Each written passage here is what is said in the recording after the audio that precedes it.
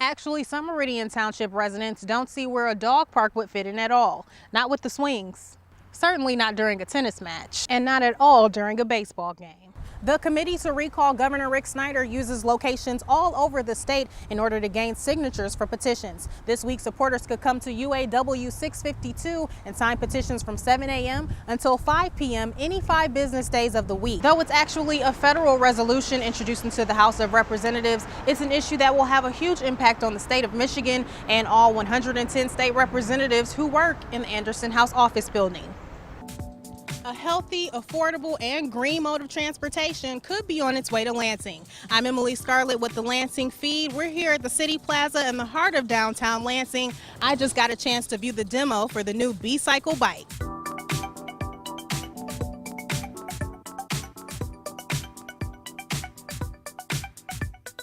People are able to grab a bike from one station, ride to their destination, and turn the bike into any other station they want.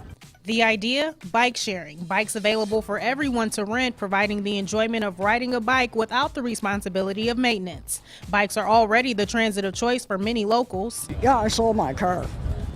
So bike is 100% of how I get around. We're a one-car household, my wife and I, so I get to work and most of my errands by bike. Ingham County Treasurer Eric Schertzing says B-Cycle would make a great addition to the capital city. It will drive part of the growth and vitality of Lansing. It helps to link the different places, Old Town, Rio Town, downtown, the east side.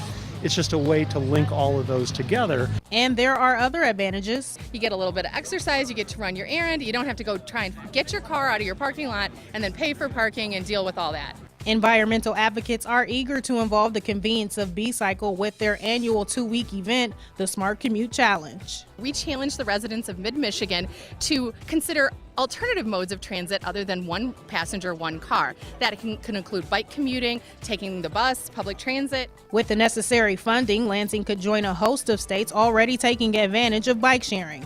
Originating in Denver, today you can find B-Cycle stations in Des Moines, Iowa, Omaha, Nebraska, Madison, Wisconsin, San Antonio, Texas, Kailua, Hawaii has a system. So here's exactly how it works. For $7 a day or $50 a year, you can become a card-carrying member of B-Cycle. You wave the card over top and the bike is released. The seat posts are quickly and easily adjustable to most heights of riders.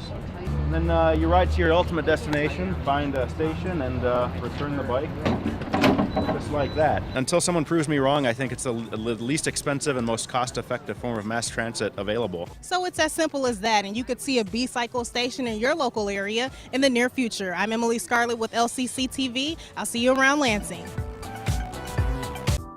Old Town Lansing wins a national award. I'm EScarlett with the Lansing Feed. Just 20 years ago, this place was run down and neglected. But times have changed. With a lot of hard work and dedicated people, this town has really turned around. Every year, the National Main Street Center in Washington, D.C. names 5 communities that they feel exemplify all that it takes to be a national Main Street community. And so we were one of those 5 communities this year out of several thousand in the country.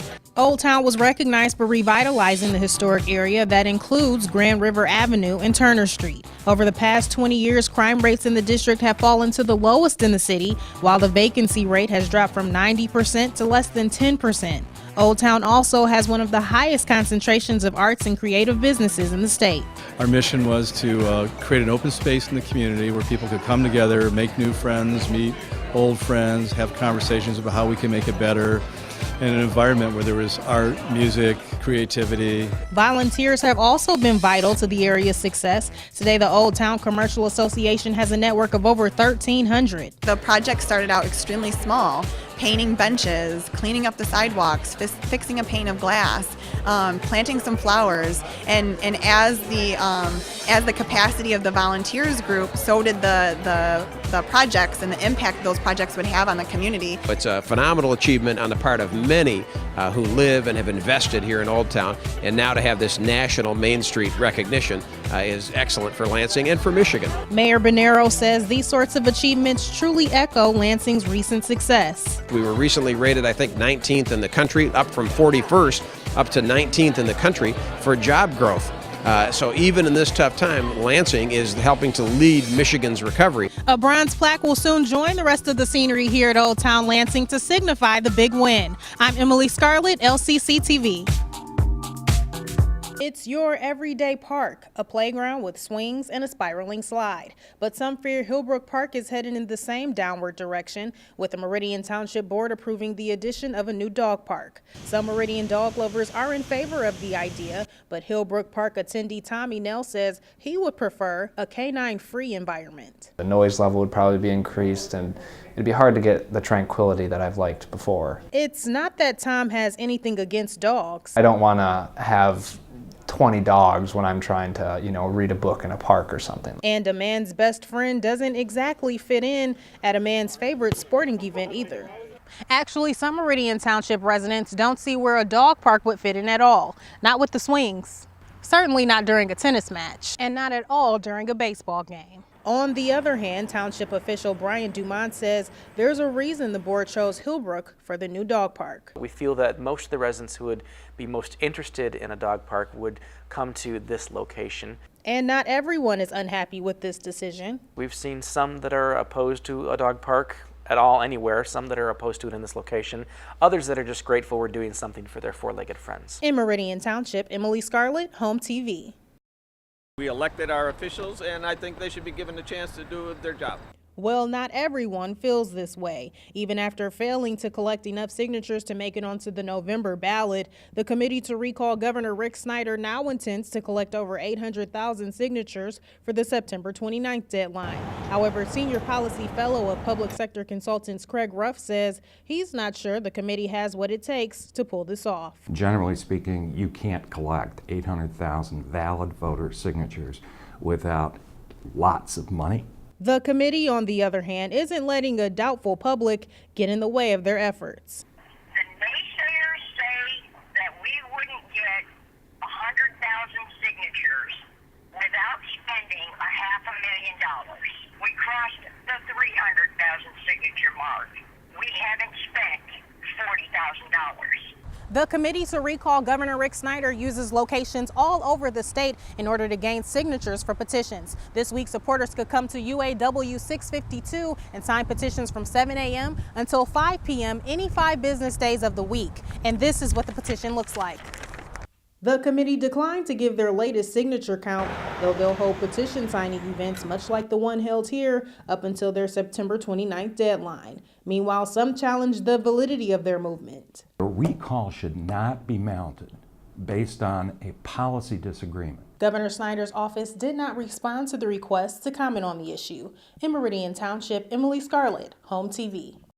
In 2011, the average student graduating from a 4-year college left school with roughly $23,000 of student debt. This according to House Resolution 365 introduced by Democratic Representative Hanson Clark. The motion says Congress should cut the country's true debt burden by forgiving student loans. I have too many student loans, so it would be wonderful if I didn't have to worry about paying those back. Local students agree. No student loans would mean more money to put back into the economy.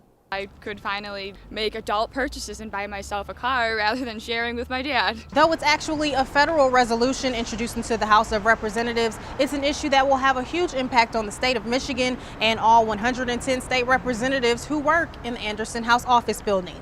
Democratic State Representative Joan Bauer of Lansing says this resolution is about more than just forgiving student loans, but forgiving all major personal debt. Debt is at an all-time high, personal debt, between home mortgages, college loans, and credit card debt. But forgiving personal debt isn't as easy as it sounds. Just don't know exactly how we would be able to pull it off. But the issues are real, and I think that we have to take a look at these issues.